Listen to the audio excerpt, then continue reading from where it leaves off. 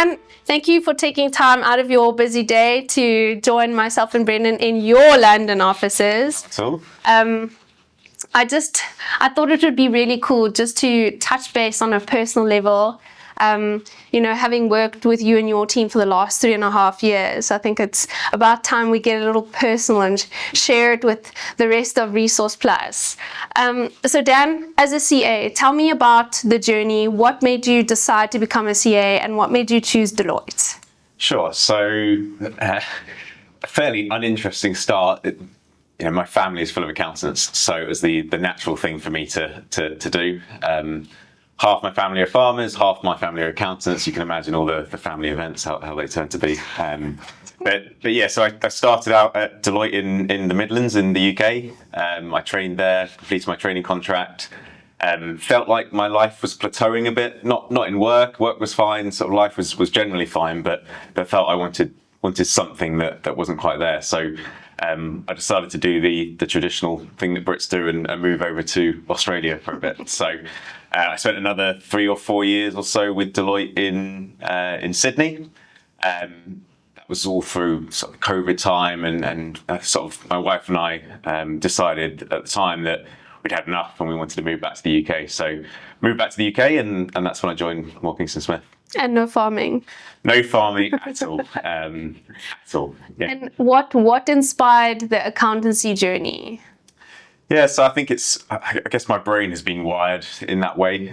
So it's always been something that I've been pushed towards. But like I say, it's a sort of family career, so to speak. But yeah, I've really enjoyed Deloitte. I think part of what I was looking for when I moved back to the UK was to build on the sort of accountancy side and really try to join somewhere where I could invest in growing the business as well. So actually that was a key fundamental thing for me when I left Deloitte, is I wanted to find somewhere where I could be a bigger part of the firm.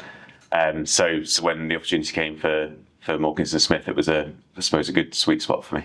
Oh, awesome. I feel like you stole my second question, because it was literally going to be about why you chose Moore Kingston Smith. But let's talk about your recent role being promoted to director. Tell me, what were the steps that you unintentionally and intentionally utilized to take on that role? Sure. So actually in the UK, in November just gone, I was promoted to partner. So I joined the firm as a senior manager. That was about just between 3 and 4 years ago. From senior manager, like I say, I joined a growing team. So when I first joined, it was just me and a couple of others. We've grown the team to over 120 of us Sure. today. So there's been some rapid growth, and as part of that, part of my role has been really driving sort of the growth of the team alongside the day-to-day audit. So a lot of what I've been doing has been aligned with the sort of director role anyway. So after about 1.5 years, it was 2 years, I got promoted to director, and as I say, more recently to partner. So for me, it's about identifying how I can contribute to not just the growth of our team, but to the wider growth of the firm through growing the team that I'm part of. And in taking on this additional role, your responsibilities obviously had to shift, and so did your mindset. Tell us a little bit about how you felt your mindset changing to become more involved on the wider group of Moore Kingston Smith rather than that audit manager mindset. Yeah, absolutely. And I think it comes back to one of the reasons why I joined MKS in the first place. It's audit's great. Audit is great, and I think I learned a lot over the first few years of my career. But really, what drives me every day is how we grow the business, and actually, that's what a lot of trainees and trainee accountants don't fully understand at the time when they're training, is that this is a business. Yep. We're running a business. Yep. And it's that commercial side of the role that I really enjoy. So that I sort of had a natural sway towards that way of thinking already, and I suppose moving into that role, there's the expectation, but also the ability to contribute more to growing the business. So I always say to anyone that's about to complete their training contract, you will not get as much exposure to people management and leadership and business growth and business partnering and all those sort of things in pretty much any other industry to sort of professional services. So if you are thinking, maybe I've had enough of audit or accounts or whatever you're doing, just take time to reflect on what other skills that you're actually developing by staying in that career. So for me, that's what kept me through to where I am today, and continue to sort of learn loads now as a partner as well within the team. I couldn't agree with you more. I mean, even back at home in South Africa, a lot of people want to jump ship to take that commercial role, and I understand there's always that gaining exposure and learning something different. But it's quite interesting how, if you do go into that commercial role, it does become that mundane, same old month in, month out kind of stuff. And yes, you do have some of those other entities which do give you that well-rounded exposure.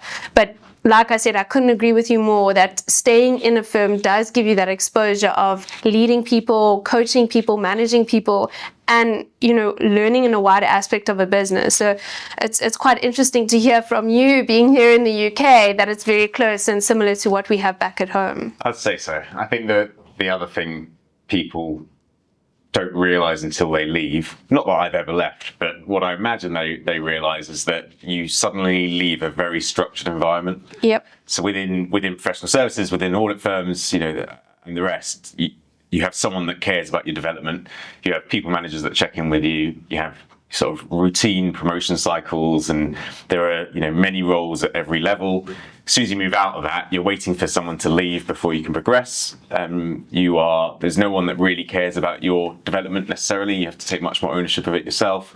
So you lose a lot of that structure behind the professional service firm. That's so true. And I guess it leads me on to my next question. You having spent some time in Australia and you working with us in South Africa, you've obviously understood that different cultures and different backgrounds obviously create a challenge as well as, a bit of a positive towards your working environment.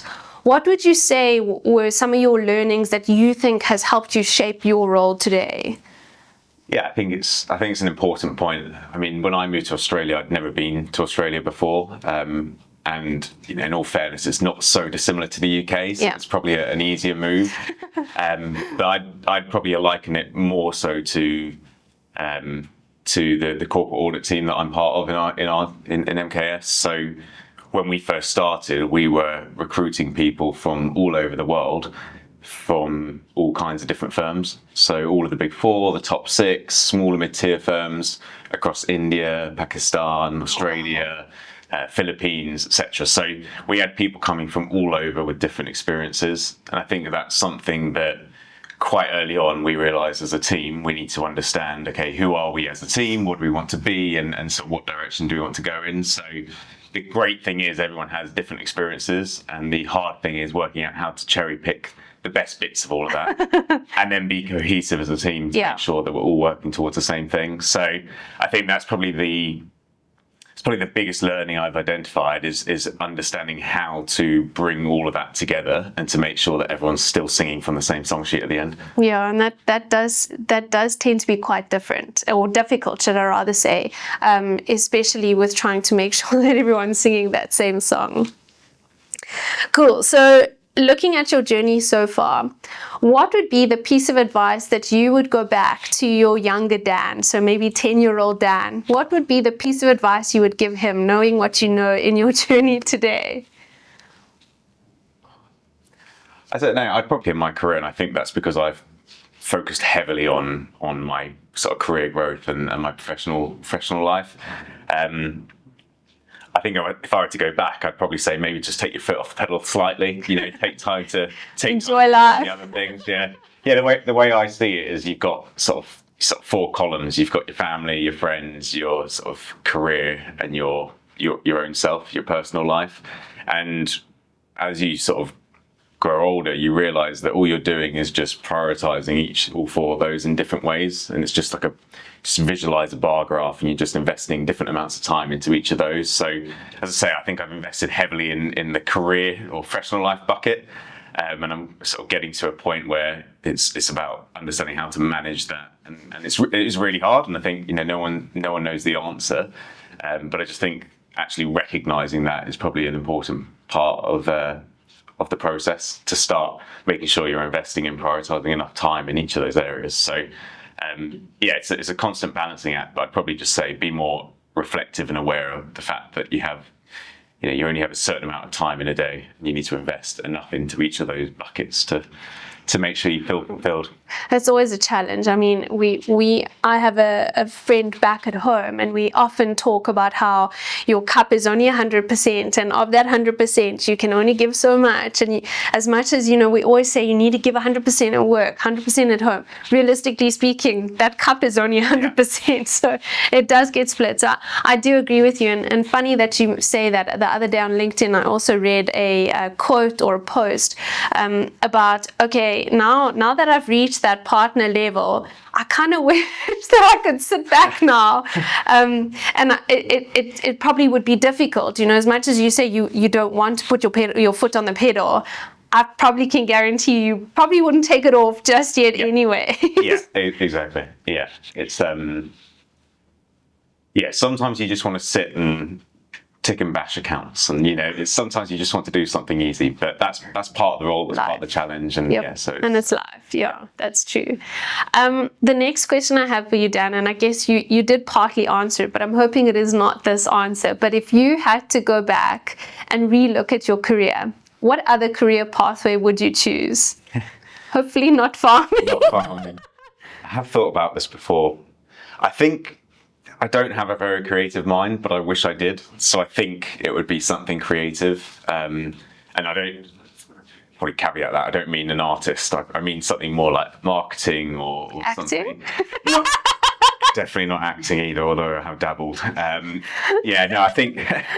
I think something like marketing, where it's still a business environment. Yeah. You're still involved in a business. There's still that sort of partnering aspect, but something where there's a bit more creativity involved. That's probably something that I reflect on. But I really don't have any regrets. Like I say, for me, the fact that I'm part of a business where I'm really investing in the growth of that business, that to me is fulfilling. So that's awesome. Okay. Happy. That's very cool. So I guess just once again, my next question is, what do you do for fun? What are your hobbies? What do you do in your downtime outside of being at work? Yeah, so I mean, my answer 7 months ago would be different to now. So I've got a newborn at home who's 7 months old. So not much at the moment other than be with him and my wife. But no, I love running. So I started sort of running over in Australia, did a couple of half marathons over there. I've done one since coming back to the UK. Running I enjoy. Going out with friends and lots of holidays, in particular this year, quite a bit of paternity leave and annual leave, so making sure that we're going abroad as much taking the most of it. Yeah, making the most of it and getting away from the poor UK weather, although it's been remarkably good over there. Yeah, I must say we've been lucky. Every time we've come here, it's always sunshine. Yeah, so traveling and really spending time with family. So that to me is, as I mentioned, the sort of pillars earlier. To me, family is a big part of my life. So spending time with my family is probably the... That's good. That's good. So Dan, you mentioned you enjoy travel. I know I enjoy traveling, but you were with us down in South Africa last year, and Candice and I insisted that you had to go down to Cape Town and go and experience some part of Cape Town. And I know part of your list was to climb Table Mountain. Tell me what was your experience of climbing Table Mountain, and obviously climbing that mountain and that long journey climbing it, you had some thoughts going through your head. Share them with us. Cape Town a couple of times. The first time I went up the cable car, so climbing Table Mountain was relatively easy. The second time, the most recent time, we decided to climb up, and unfortunately didn't limit the drinking the night before, so which made the day incredibly hard. So I think it was about 35 degree heat on a hangover climbing the mountain. So first lesson is don't drink the night before climbing a mountain. The second thing, I think, there were multiple times climbing up that I thought I'd had enough.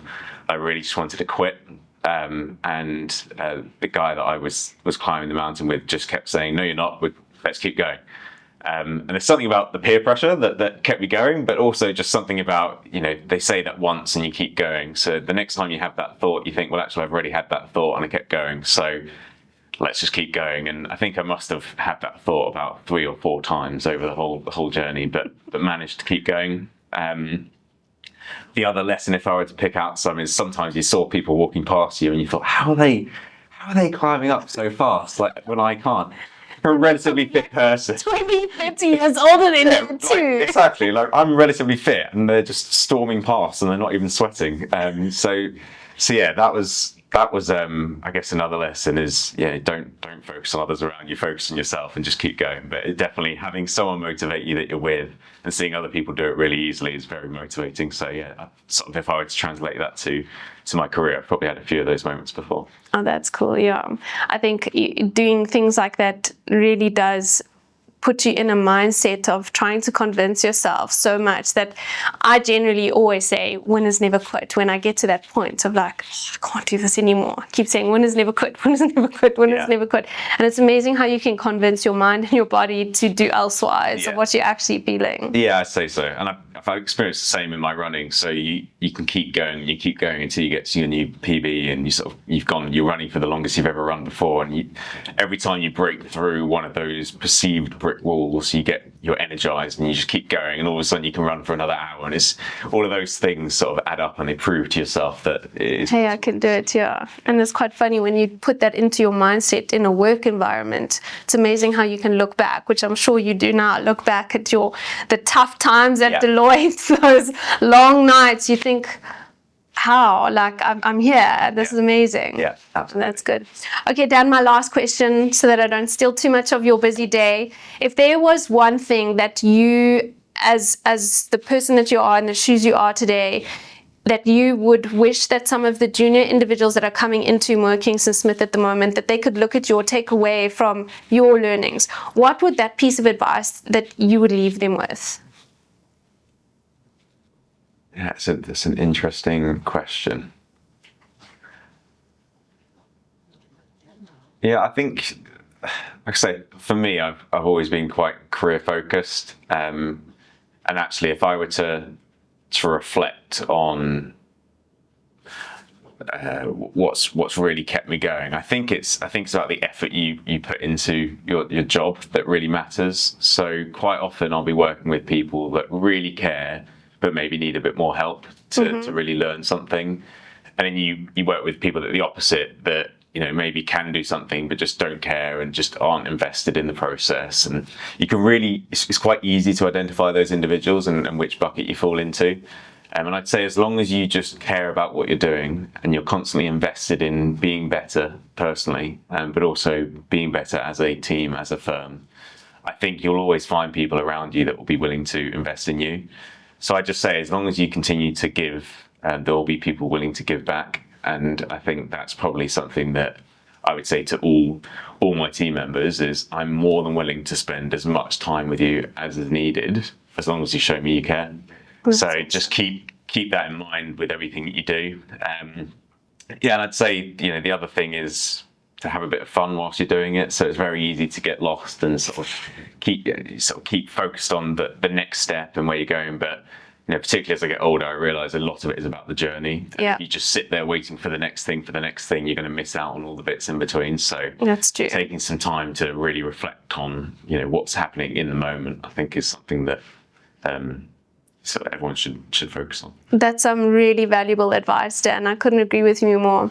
When you were talking about the whole care aspect, it brought me to a quote, what you give is what you get. So I guess it goes hand in hand. Giving out that time, that care is what you'll get back in return. So fantastic piece of advice. Dan, thank you so much for your time. No problem. And have a fantastic day further. Thanks, you too.